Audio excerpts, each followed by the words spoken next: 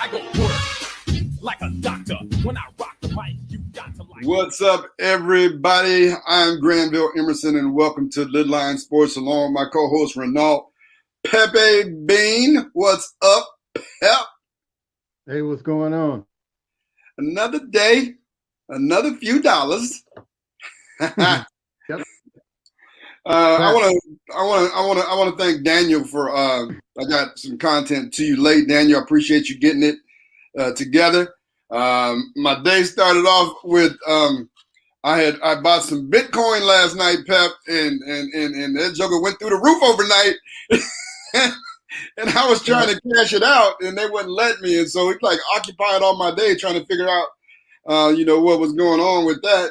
And I had my mind going. I've just been watching Bitcoin all day, trying to work, and then basketball practice, and then trying to rush home and put some groceries down my neck and get on the show on time. And so I was like, oh man, I forgot to send that the content.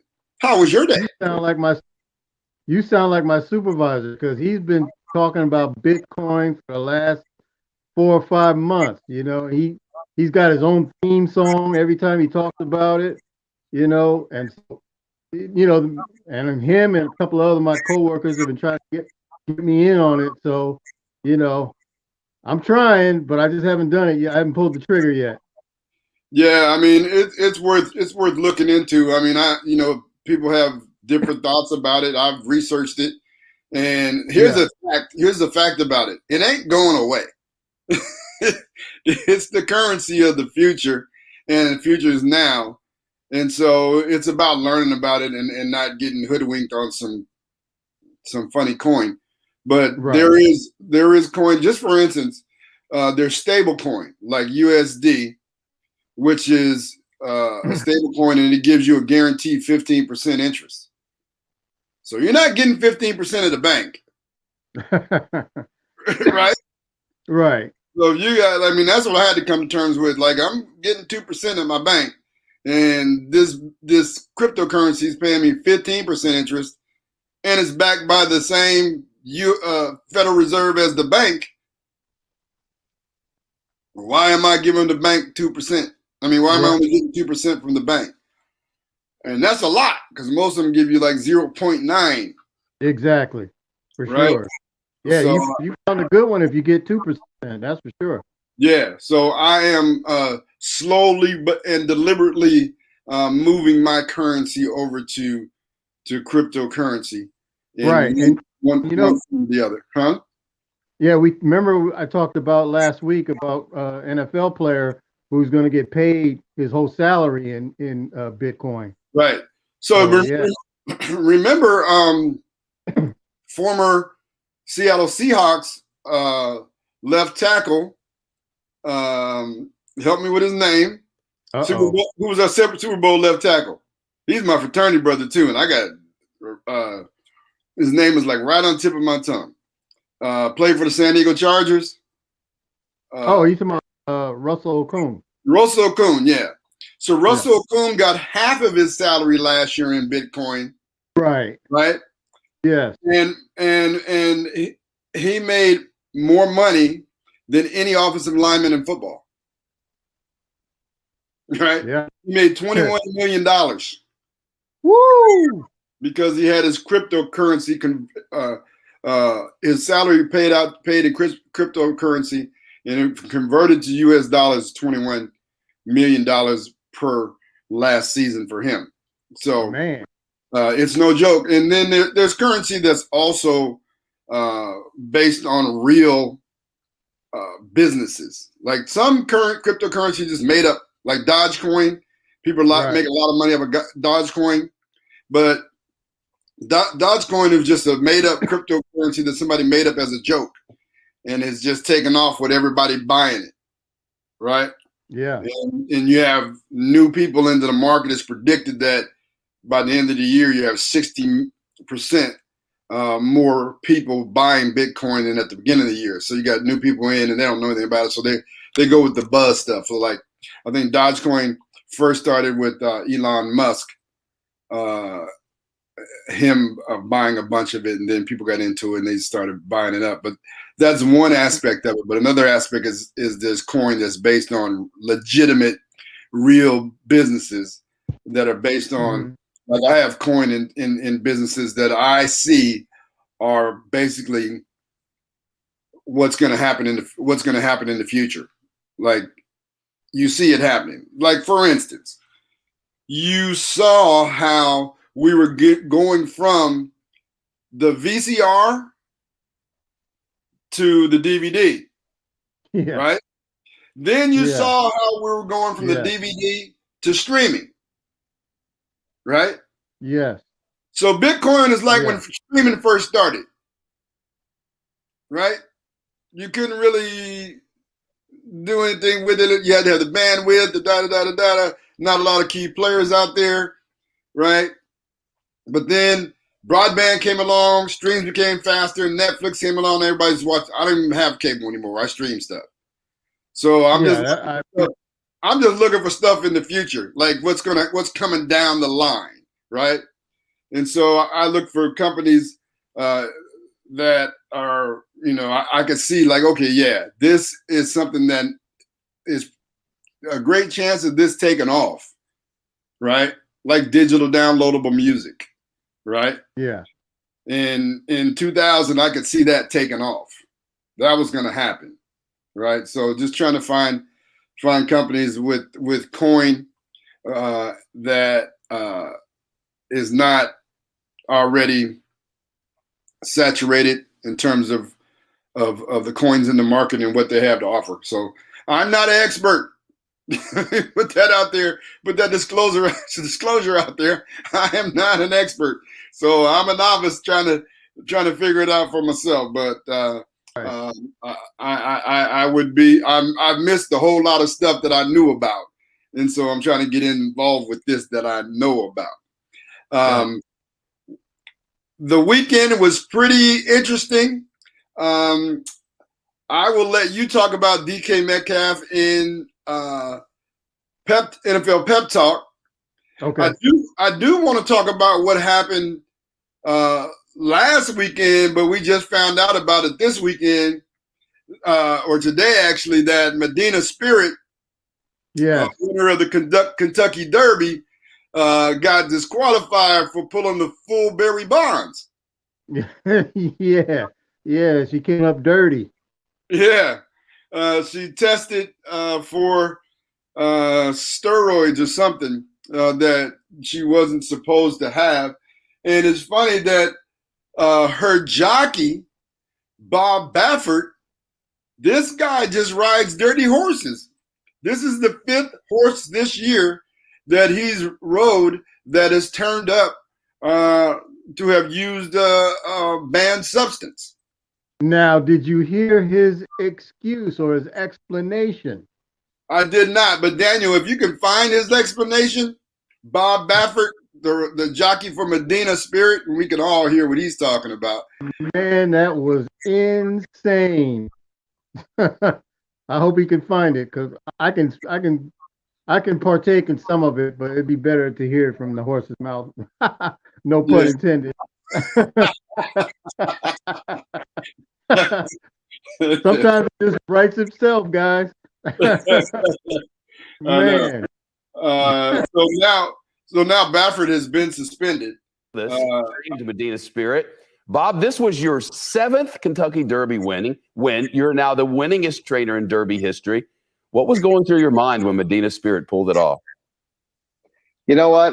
I thought we were a long shot, and I was afraid to really get too excited about him. But I knew his only chance was to go to the lead.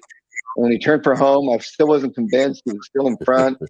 And at about 100 yards out, I thought, wow, I think I got a chance to win this. And you're just hoping that this poor horse, he ran so hard all the way. You hate to just get nailed right in the wire. It's a long stretch.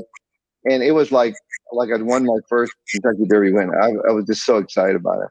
You confirmed today Medina Spirit's going to run in the Preakness, the next leg of the Triple. Thinking win it again? Well, I don't know. It's going to be tough. Now he's a target. They know he's a serious horse, a serious player. We're a long shot.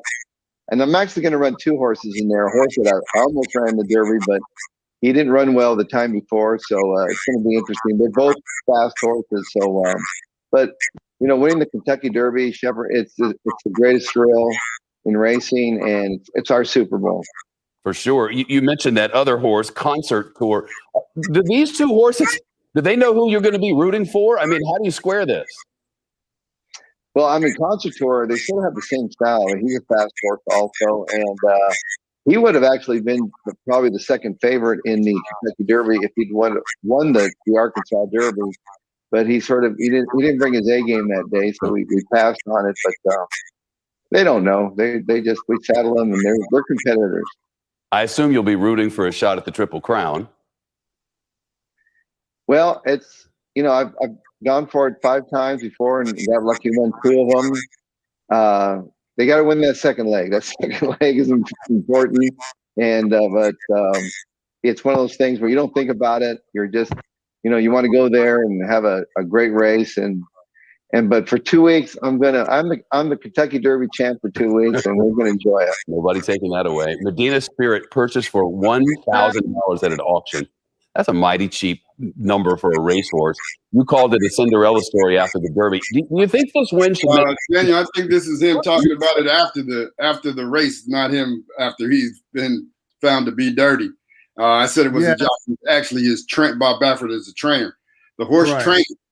But it's funny that Shepard Smith said that nobody's going to take it away from him. Well, it did get taken away from him, and Mandaloon, I said it right the first time. Mandaloon was declared the winner of the Kentucky Derby. Medina Spirit tested positive for betamethasone, which is legal in Kentucky, but not in the Kentucky Derby, not in the. A lot of these banned substances are legal, but they're only banned 2 weeks before a race. So that's part of that. Now, the thing about what Bob Baffert said that was so hilarious, for one thing, he tried to blame it on cancel culture to start with, which is ridiculous. And then he used the excuse of saying that the groom, the groom. Now, when I say groom, we're talking about in horse racing. We're talking about a person that takes care of the stables, right? Cleans them and takes care of the horses. Not a wedding groom, okay? Yeah. But supposedly he said that the groom had used the bathroom inside the stable, right? And he had taken cough medicine, and so he had peed on the hay, and the horse ate the hay. Cough medicine. That was his excuse. State your case, and what is your plan? Well, first of all, the medication of betamethasone that was found in the post-race test, which actually is a legal therapeutic medication, was never administered to the horse since I've had him. So that's the troubling part that we're trying to figure out, and we're going to have to really go through step by step the process and figure out how the horse got contaminated, because that's an issue that we've been dealing with in racing lately. Just to be clear, you just said the horse has never had. It's not like you gave him some and he didn't pass it soon enough to be legal. You're saying the horse has never been injected with that. No, he's never had that ever, and so that's a troubling thing that we're just really. This has been horrible for the horse. He ran his heart out, and I just hate seeing this for him to go through this, and it's just tough. I asked at the top, what is your plan? Because we're less than a week away from the running of the Preakness. You have 2 horses going in that. Are you going to try to get an expedited test? Otherwise, there'd be a cloud hanging over your horse if he's allowed to run in Maryland. No, I mean, the horse was fine. He actually had an out-of-competition test before he ran in the Derby, and that was fine. So that's why this is all troubling to us. But I'm running 2 horses in the Preakness, and when we get them there, I want to have them tested there just in case before. But they're running there tomorrow. Churchill Downs suspended you from running any horses at Churchill Downs while this is being investigated. Have you gotten any indication from Maryland racing officials that they're considering anything like that, as some track make recommendations like on a companion level to another track around the country? I was pretty surprised, Kenny, by what Churchill did today. That was quite like, no due process or whatever. We still live in America, so they know I usually, I haven't really dealt with that yet, and we're getting ready to leave anyway. But it's one of those things where I don't know what's going to happen in Pimlico. I haven't heard anything yet, so I know the horses will be on their way tomorrow. Just to be clear, you're suggesting yours has never been touched with this drug, yet somehow you're being told that he tested positive for microscopic level of it. How in the world could this have happened? Well, when you're dealing in picograms, that's the thing that America doesn't know about. Picograms is 1/1000th of it's like a 1 grain of salt in an Olympic-sized pool, and that's what we're talking about here. And he had 21. So when you're dealing with those kind of levels, that's contaminant level, they call it, and that's what happened in my prior cases, and we resolved them all. But that's what's going on. It happened to Justify. It happened in Arkansas, and now it's happened here, and it happened on the biggest day, on the biggest race. It's just horrible. Bob Baffert, thanks for joining us on what is the most chaotic week leading to the running of the Preakness Stakes. That's bizarre. That's bizarre. Hey, Pep, never believe a dude that's wearing dark glasses in an interview. Yeah, for real. Never believe a dude that's wearing dark glasses. Yeah. Oh, man. So we'll see. Baffert has been suspended, as I said, and we'll see what happens to Medina Spirit going forward. I don't know. Anyway, my question is, what happens to people that have won money from Medina Spirit winning that Kentucky Derby? Oh yeah, I meant to say that. That's the horrible thing about it is that they give back the purse, of course, the owner of the horse, but the people who put down wagers, bets, they've been paid out. They've been paid out already. I bet you ain't nobody giving no money back. I think probably they got to pay out the people who bet for the other horses, though. Right. So I would imagine that the people that have already been paid out get paid, and that becomes a loss, right? Absolutely. And then horses that finish 2, 3, 4 go up to 3, 2, and 1. And those people who have those bets get paid out for those bets. That's how I would imagine that it would work in all fairness, right? Yeah, right. That's why in the statement that Horse Racing posted, they said that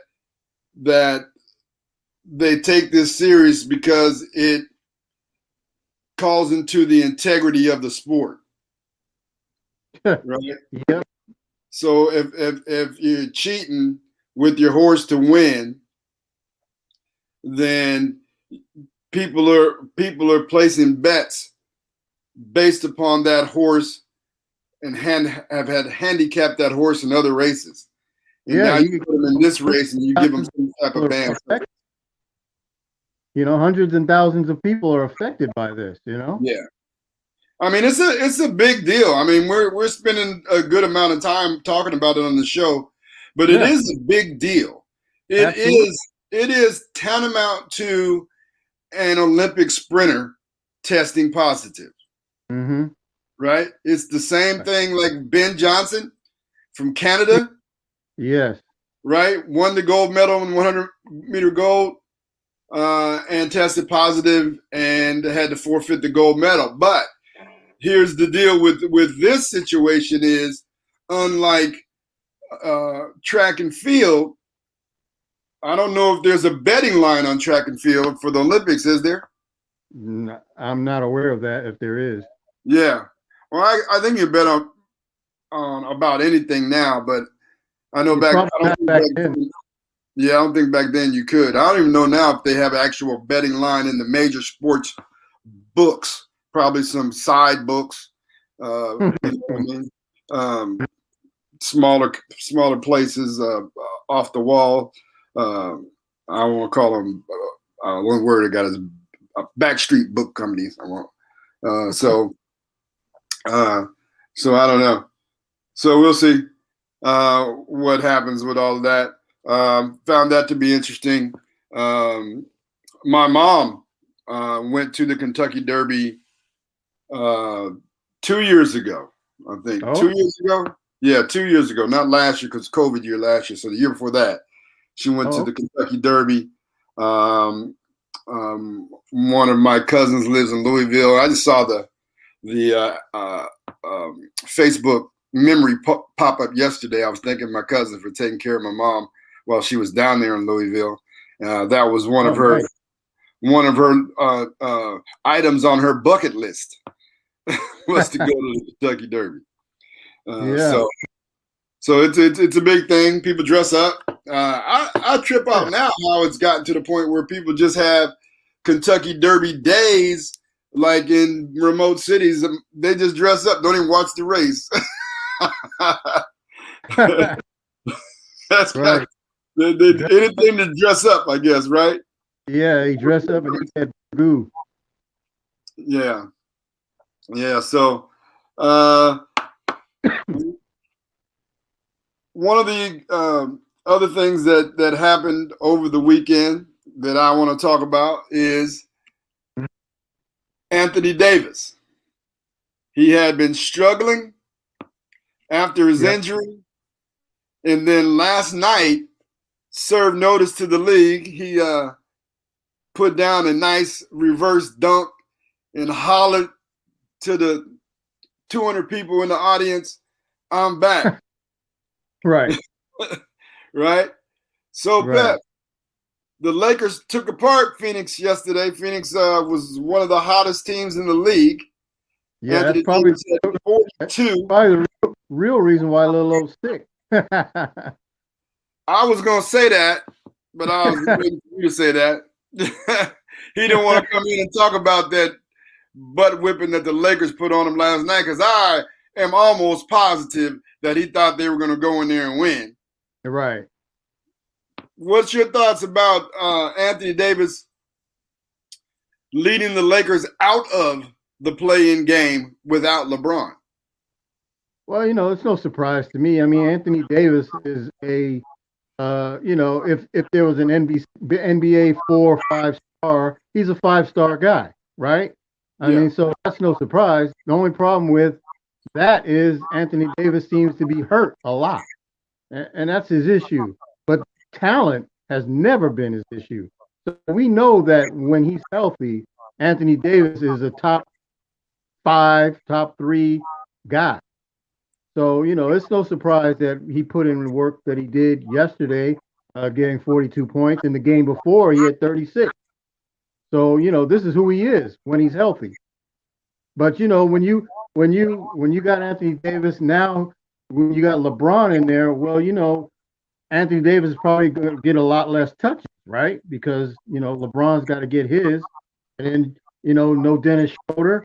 So, he's going to get his little touches. And even Kuzma was out yesterday. So, of course, Anthony Davis was going to be the focal point. So it's no surprise. And as a matter of fact, it should have been expected that AD would have a humongous night. And he did. So, kudos for that. So I've been an AD guy since we started the show. If you remember years ago when we said we had a mock draft of players current in the NBA, who would you draft? And I remember I said that AD would be my number 1 pick. And this was several years ago.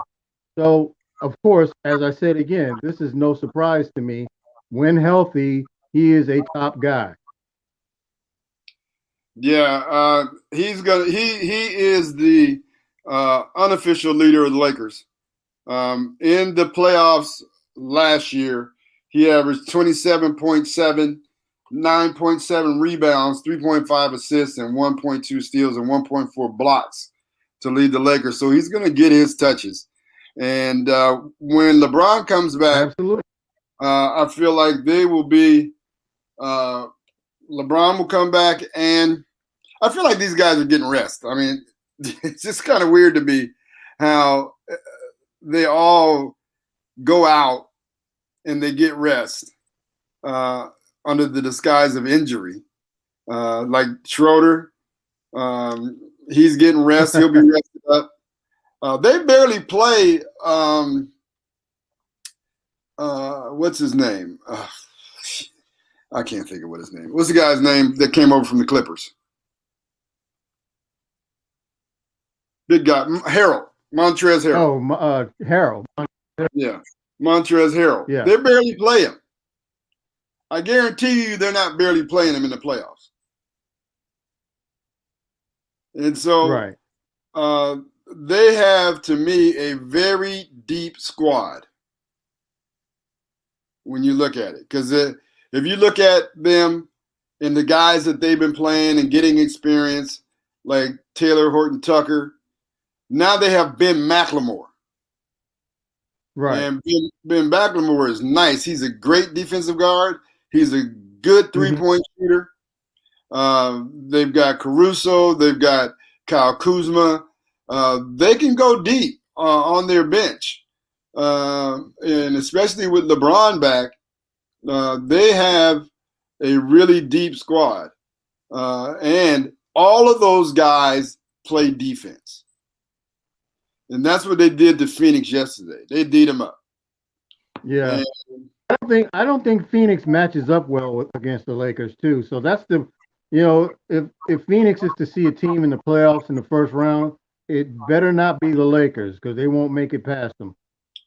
it's interesting how it's all lining up because right now the Lakers are in the 7th spot and Trailblazers are in the 6th spot. You got to get to the 6th spot to make it out of the play-in game. So if they got to the 6th spot, then the Phoenix Suns would avoid playing them. So Phoenix plays Portland this week, and that could very well determine who ends up at that 6th spot. With the Lakers are 1 game behind Portland, actually 2 because they don't have the tiebreaker.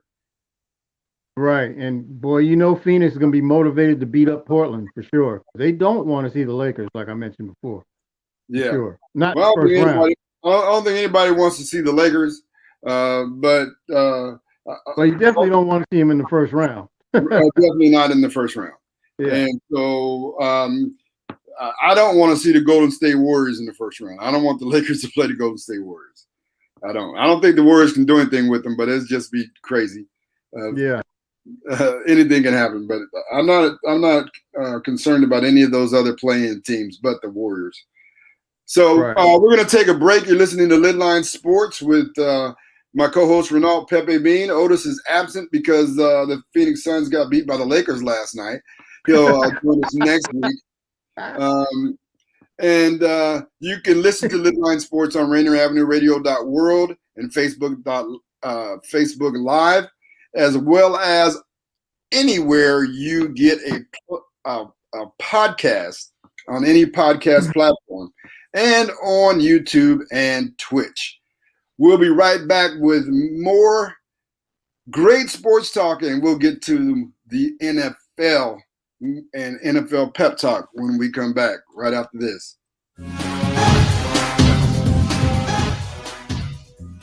You're listening to Rainier Avenue Radio.world. Check us out on social media. Facebook and Instagram, Rainier Avenue Radio.world, and Rainier Ave Radio. The Seattle Mariners are excited to announce applications for Hometown 9 Open on June 19th. Hometown 9 Fellowship is a 5-year commitment to 9 8th graders that provides them with financial, academic, professional, and social support to ensure success in both their athletic career and educational journeys. Eligible youth baseball and softball players can learn more about the Hometown 9 Fellowship program online by heading to mariners.com/hometown9. Mariners.com/hometown9. Hello, listener. What's important to you about what's going on in your community? Are you interested? Are you concerned? In any case, I invite you to tune into my show together here and now on Rainier Avenue Radio.org. Why? I will be covering a wide range of topics important to you and impacting the community. Each show will have a special guest or guest to share with you information on a variety of subjects that are happening here and now in Seattle. I promise I will work hard to make my show informative, interesting, and entertaining. Be sure to listen to Seattle Here and Now on Rainier Avenue Radio.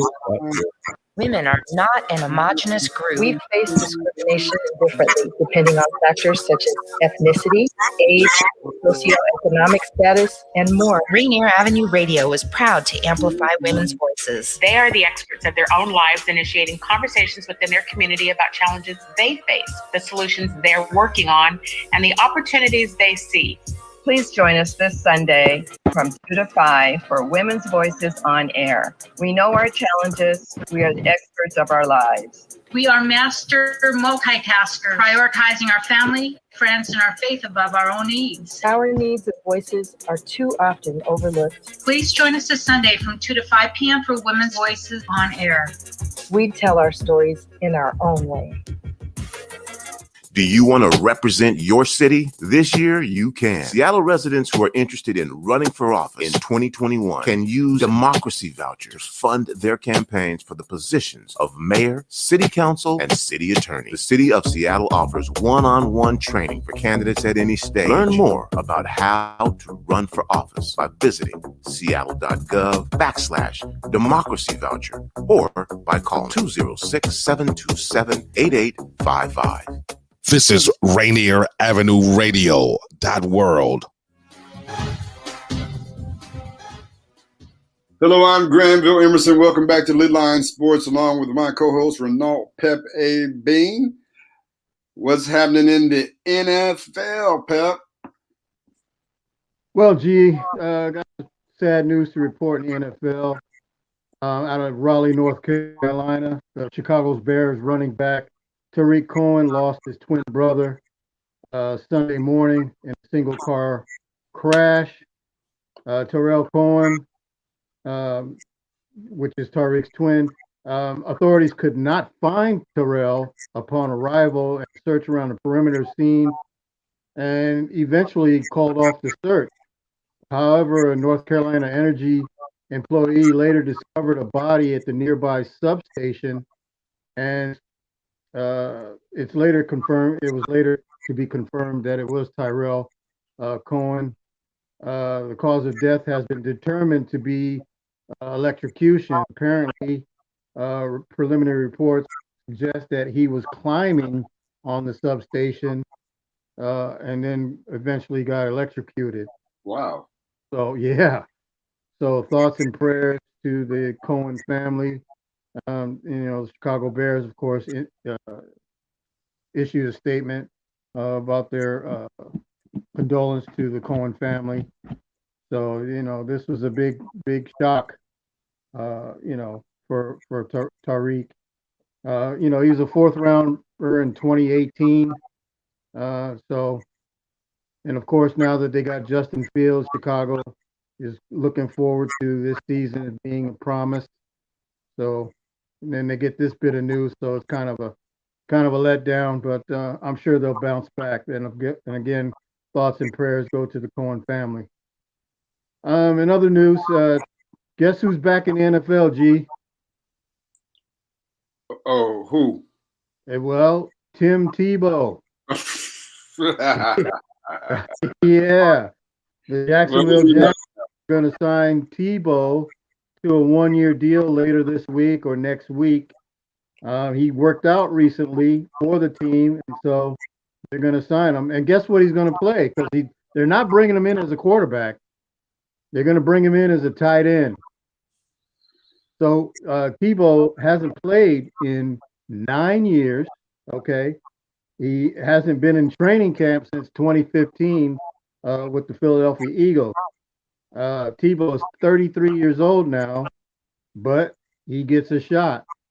Meanwhile, people are saying, well, how come Colin Kaepernick doesn't get a shot? And we've talked about that, of course, ad nauseum, and a lot of us have resigned to the fact that he will not get a shot, and it's probably over, since he's been out for so long.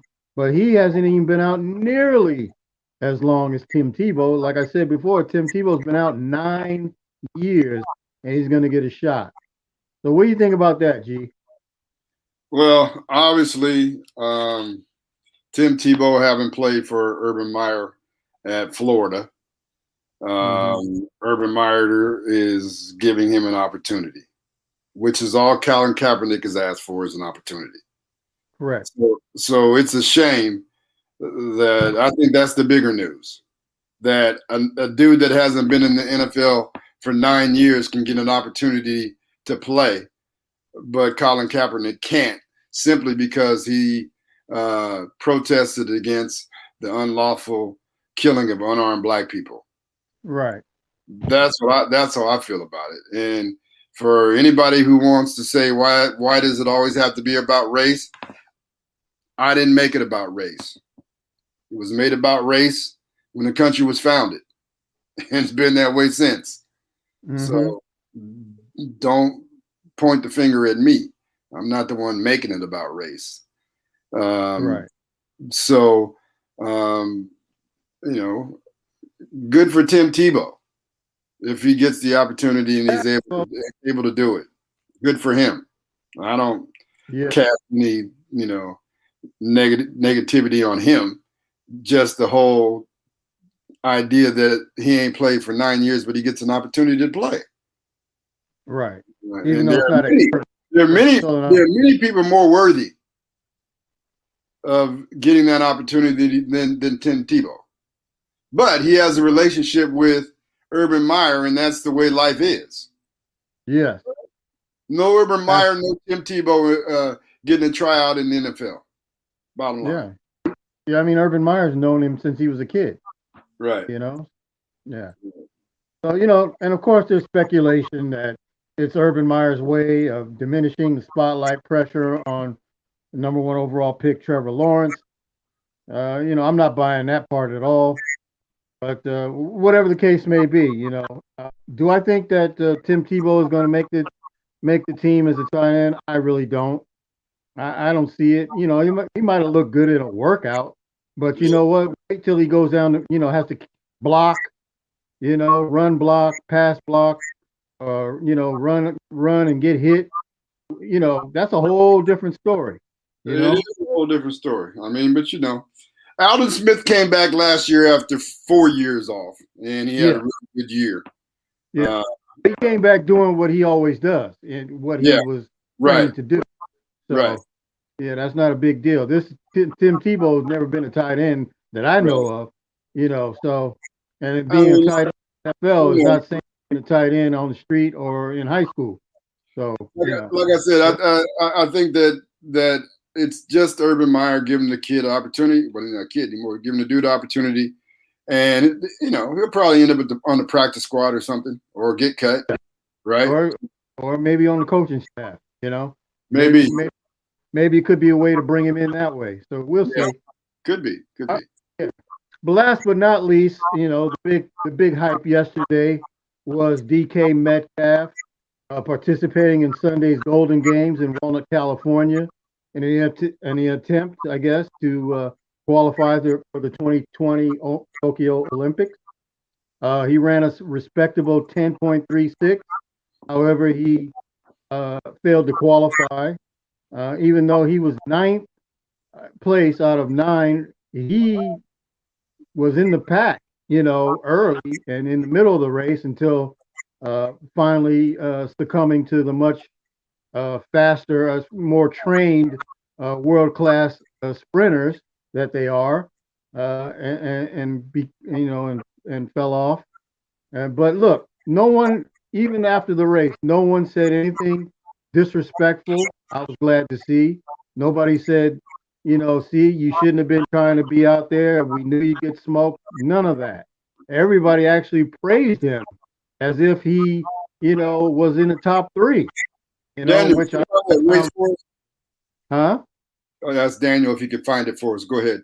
Yeah, and I was pleased with that because there was no hate. Even after the interview with him and the first place winner, I can't recall his name. I apologize for that. But it was all mutual respect, and he ran well. I mean, for a football player as big as he is, too, he did a really nice job. So kudos to DK, and so it was good to see. And I saw it live because I watched it on Peacock. Oh, okay. Yeah, I actually forgot. I wanted to watch it live as well, but I forgot that it was coming on. And by the time I realized that I was seeing the tweets and other social media, really talking about how well he did. And then when I watched it, I thought it was really funny. Like, I wouldn't have watched it if it wasn't for Doreen. She reminded me, so I got to give props to her for that. Yes. And plus, because of her, she got Peacock, so we was able to get on Peacock and watch it, before it, live. And then I think NBC showed it an hour later. So so that's how that. That's another luxury of having a woman. You don't have the streaming services. You get the other one. Yeah. She had it, so that made it all good. Yeah, what I found interesting was none of those real track dudes was gonna lose to DK Metcalf. Now, I'll tell you what, he was neck and neck with that one guy. And I know that one guy was like, oh no. The guy in the lane next to him and the guy in the very far lane. Yeah, he had an opportunity to beat those two dudes, but they were like, hell no, we're not letting this football player beat us. You could see the determination on their face. Oh yeah, to win. You can see veins popping out. Yeah. Hey, I have to give a lot of credit to DK. I loved his comment afterwards when they asked him why did he do it, and he basically said because he could. It's like God gave me this gift, so I'm gonna go out here and just do what I can do. If I want to do it and I can do it, I'm doing it. Yeah, and you can imagine, if he actually trained full time for that he'd probably do pretty well. Yeah, and lost some weight. I mean, carrying absolutely. Carrying 230 pounds down the track is that's a load, but it's amazing how fast that guy is, man, for his size, and so. Even more crazy that he was available in the 6th round, right? Anyway, we're looking forward to. Here it is, right here. Mm-hmm. There's DK. Yeah, that cross guy weigh him down too. You got that cross on him. That's 2 seconds if you got rid of that cross. Yeah, because when he was running, that thing was beating his chin. Yeah. So, you can tell he's the biggest dude out there. I understand that there were he finished 9th out of 15 participants. We missed the start. He had a good start. Right. I thought he had a really good start. He got out the blocks good, which is I didn't. You could tell that he had trained for this, right? Yes, definitely. He tried to tuck that cross in like it was going somewhere. Cross about the box. Look, he got out good. Yeah, for sure. Now watch the dude next to him. He right here in the far lane. They're like, we ain't listening to DK Metcalf. Yeah, he leaned in. Yeah. Yep. Thank you, Daniel. For sure. Yeah. We never really talked about the Seahawks draft picks. And so let's spend a moment talking about the Seahawks draft picks. They only picked 3 guys in this year's draft. We did talk about the fact that you said that if you were the Seahawks, that you would use your 3 draft picks rather than trying to trade down and get more draft picks. And I felt like that it was a more efficient draft for the Seahawks. Hey, what's up, J.A. Ugly? Yeah, that's my guy. Yeah, better than ever, my brother. Appreciate you tuning in, man. Yes, sir. I bet it's hard to get to the computer to watch LidLine Sports in Seattle, where the sun don't go down till 8:30 now. Yeah. It's warm outside. So we appreciate all y'all tuning in for the live. I know a lot of people, well, the majority of people watch afterwards. After we've already finished, but we appreciate those that tune in live. Yeah, talking about the Seahawks who drafted with their second pick in the draft, a wide receiver out of Western Michigan, Dwayne Eskridge.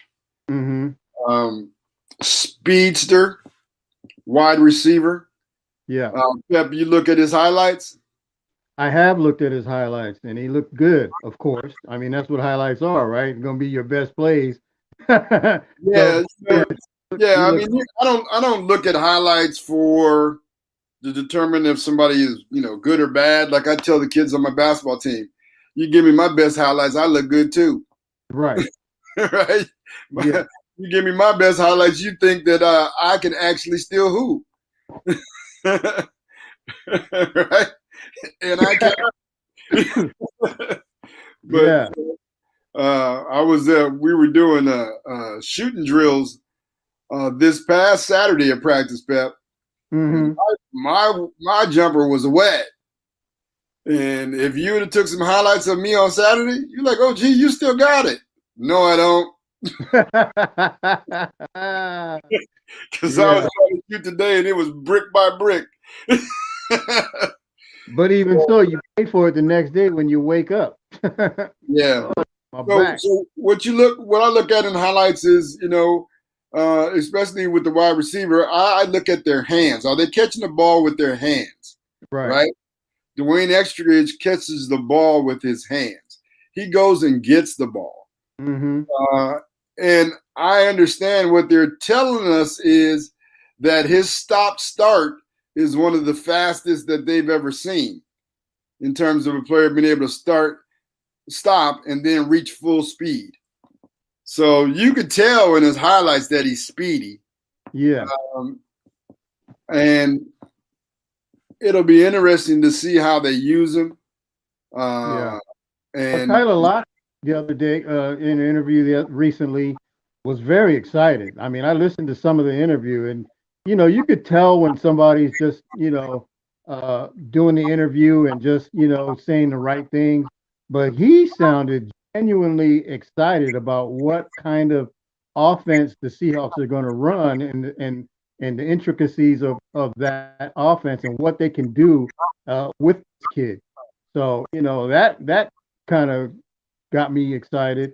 What you don't want to do is try to go on the internet and look at everybody's draft report, because you're going to find that there's going to be a lot that are going to hate what the Seahawks did, and some are going to be okay. You can't look at that. You got to determine on your own, and do your own research. Right. Study, and like I said last week and many times before, you're not going to find a good report on a draft until a couple of years after.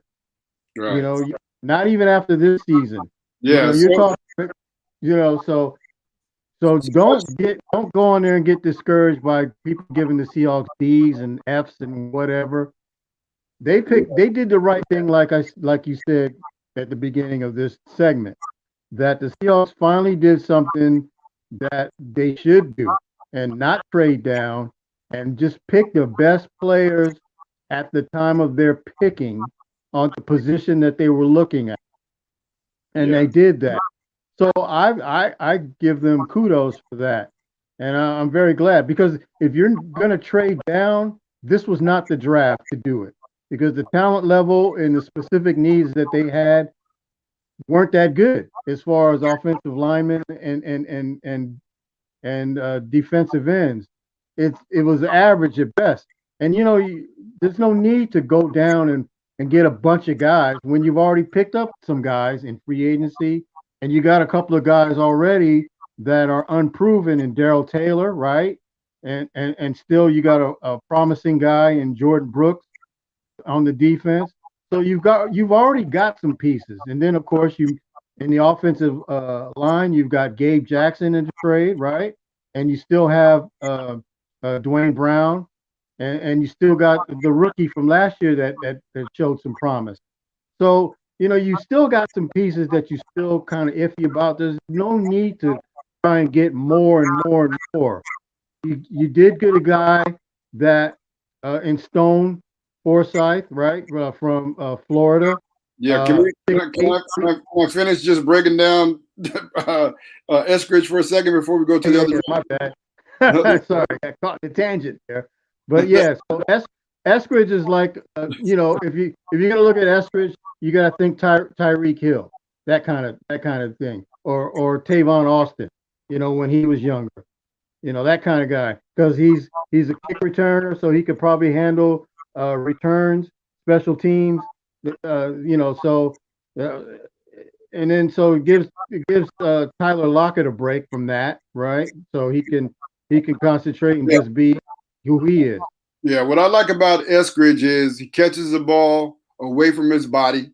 You guys are watching the highlights, you can see this. He catches the ball away from his body, and he runs crisp routes. Yeah, I was going to mention that. Yep. Right. He runs crisp routes, and he is physical. There's a couple highlights of him on here leading the fly sweep and blocking and being physical at the point of attack. Yeah. Which is key. So if you remember, Pep, there have been 2 critical missed blocks in Seahawk history. Yeah. Right? Where the wide receiver was not physical in the Super Bowl and let Malcolm Butler just come take the ball from Ricardo Lockett.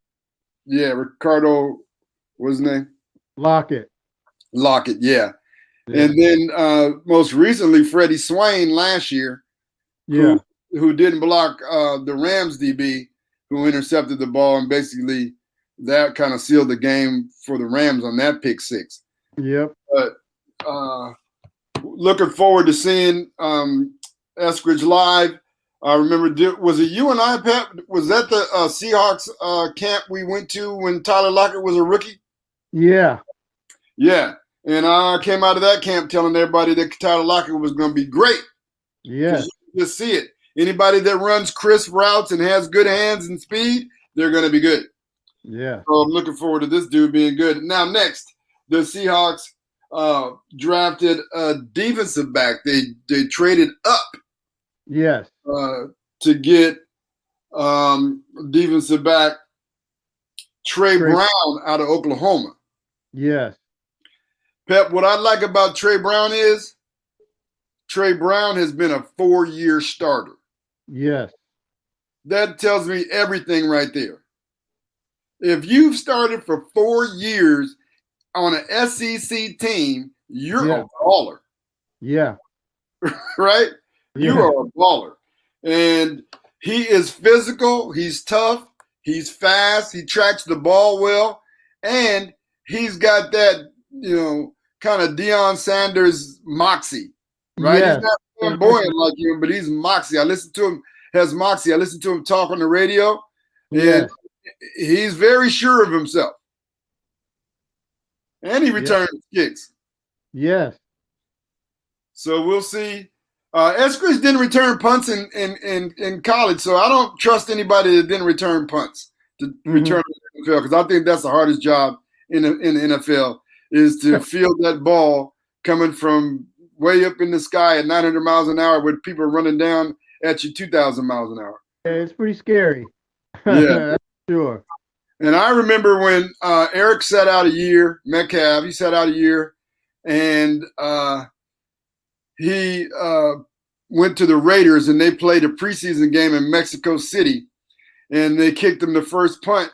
And I could tell just by watching that he might have dropped the first one. And And I told him, I said, yeah, man. I said, you've been out for a year. Now, Eric is arguably the best punt returner in NFL history, Right. or at least one in the top 2 or 3. And Yeah. so he said, yeah, man, it was a little different. He hadn't done it in a while. So I don't know about that. So I believe that this kid is going to come in and take a job from somebody. Yep. He's a young DJ Reed. So if it'll be interesting to see if we start 2 5'11" corners. Right. Right. That would be. That's definitely not the MO of the Seahawks. They usually like those 6'2", 6'3" corners. Yeah. Long, lanky. Yeah. So, but you know what? Hey, sometimes you gotta make a change. Sometimes you're not gonna find Richard Sherman or Cam. They're not gonna be around all the time. Well, So here's the thing. the next best thing. Here's the thing. They got all these speedy receivers. You got to have speedy DBs. Yeah, absolutely. Not about having long, rangy DBs to deflect balls anymore. It's about having some speedy DBs that can keep up with these dudes. Yes, absolutely. And Trey Brown can do that. Yeah. Yeah. And you brought up tackle out of Florida, Stone Forsythe. Yeah. Yep. 6'8", 3 something. He's a excellent pass protector. Not so much on the run blocking. That's the one thing that they've been critical of. But you know what? That's fine. He'll probably have to. He'll learn that. But if he's already proficient at being a pass protector, that's number one right there. If you've got a tackle that's either a proficient at run blocking or pass protecting, I would think right now in this case your pass protection is your number one priority for him. So yeah, we're all out of time, and he will be able to learn from Dwayne Brown and sit behind him and learn. Big 6'8" dude that is hard to get around, and he is the heir apparent to the left tackle spot for the Seattle Seahawks.